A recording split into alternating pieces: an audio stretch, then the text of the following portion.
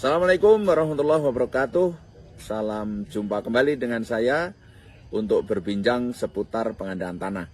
Kali ini saya ingin menyampaikan beberapa proses pengadaan tanah yang sulit biasanya ya.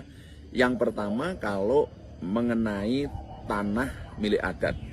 Jadi proyek itu ternyata tanah yang akan dibebaskan diklaim sebagai tanah adat.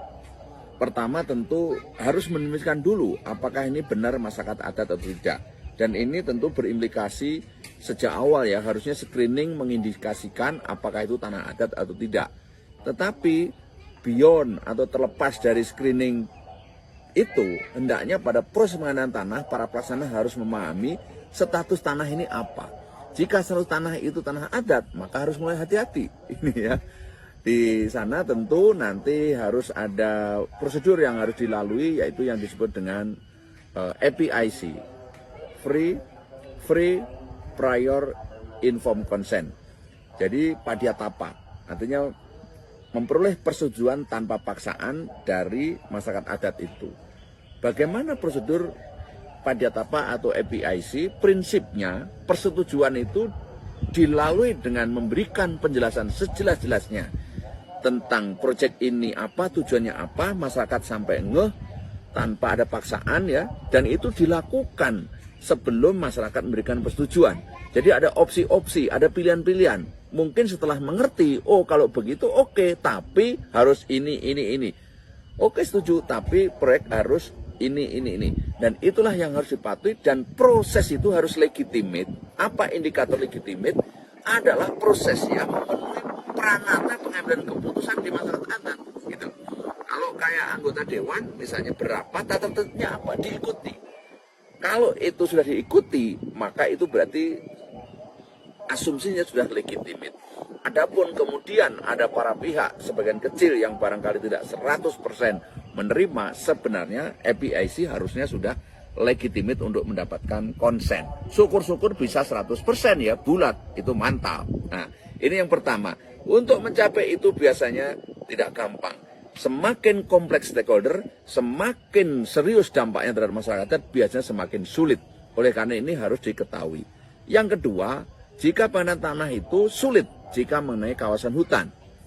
Pada umumnya, proyek dengan kawasan hutan tentu yang paling banyak dengan penggunaan kawasan hutan ya, pinjam pakai ya. Meskipun dibolehkan sekarang dengan UU Cipta Kerja itu dimungkinkan untuk dilakukan pelepasan. Tapi kalau pelepasan itu kan hanya hutan produksi terbatas.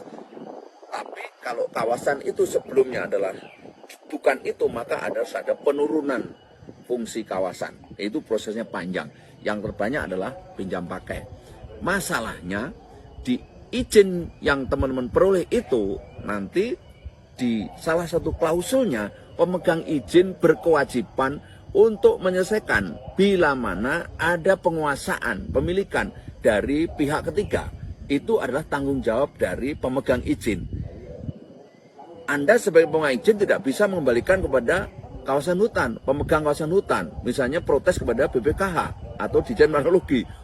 Ini ngasih izin tapi banyak orang, tanggungan sampean tuh. Nggak bisa. Itu Anda mendapatkan izin maka berkewajiban untuk menyelesaikan. Nah, persoalan di sini nanti akan lebih kompleks ya, tergantung karakteristik dari para pemilik, penggarap, pengklaim yang ada di kawasan hutan itu.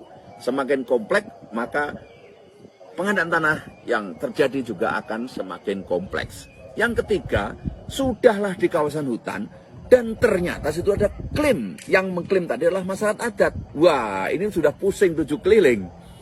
Anda sebagai instansi tidak bisa membeli. Padahal masyarakat adat mengklaim sebelum kawasan hutan ditetapkan. Dia ada lebih dulu, punya bukti-bukti. Tetapi secara hukum positif itu kawasan hutan. Ini ada dua hal yang kontradiktif. Tapi Anda punya proyek yang harus terkejar dengan timeline, tata waktu. Ini adalah hal yang memusingkan tentu. Nah, oleh karena itu saya pernah mengusulkan kalau itu dilepaskan menjadi kawasan yang milik adat, harus ada perda atau setidaknya SK Bupati atau SK Gubernur, terserah lah ya. Yang penting di regulasi kita itu harus ada pengakuan, karena itu terkait dengan teritori. Untuk memastikan bahwa teritori itu memang legal, maka adalah dengan perda dan sebagainya tadi. Nah, setelah clear barulah bisa dilepaskan. Prosesnya ininya panjang lah. Nah, tidak tahu, ini sebenarnya gagasan saya yang simple ya, supaya cepat itu sebenarnya bagaimana tanah itu diselesaikan dengan pendekatan adat gitu loh, pendekatan EPIC. Jadi dia mengklaim itu supaya proyek bisa move forward menuju proses konstruksi itu gimana? Itu yang di package ditangani secara utuh penanaman adat gitu loh. Sudah satu bundel penanaman adat, tidak membedakan apakah ini tanah, pohon, pokoknya ini di package, dikemas dalam konteks penanaman adat. Nah, mungkin itu bisa menjadi satu solusi. Saya pernah memberikan masukan ini, tapi saya lihat yang terjadi berbeda. Saya tidak tahu pertimbangannya karena saya tidak mengikuti proses selanjutnya ya. Dan yang keempat adalah bila mana Anda menyelenggarakan penanaman tanah, tapi kemudian menghadapi tanahnya itu nggak ada alasannya. Tapi masyarakat mengklaim bahwa itu adalah dari turun-temurun. Sebenarnya secara PP 19 dan Permen Atremen 19 sudah jelas. Itu bisa ditunjukkan dengan kesaksian dua saksi ya. Yang tidak ada hubungan kerabat secara vertikal dan horizontal. Dua keturunan. Maksudnya dua level ya, dua derajat. Anak, cucu nggak boleh, kakek, ayah, kakek atau ibu, nenek nggak boleh. Di luar itu boleh, ya menjadi saksi pengadilan.